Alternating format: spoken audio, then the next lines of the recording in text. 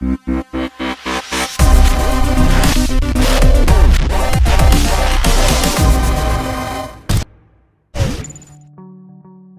it's Paul from Forge Motorsport on the development team.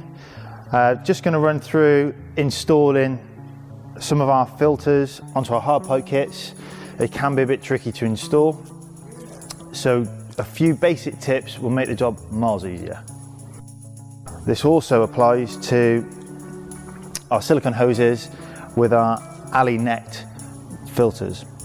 In this particular case, with this filter being a flat bottom, place it on a nice flat surface, get your hose clamp loosely so there's a bit of play in it, have it around the neck of the filter.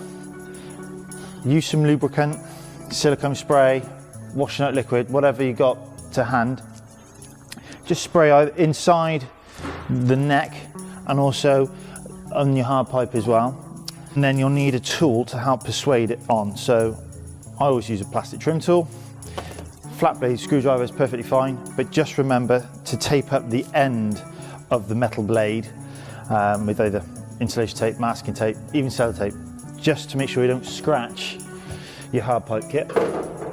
Now, when going to install it, just edge it in, and as you can see, we've got a bit to go on. So,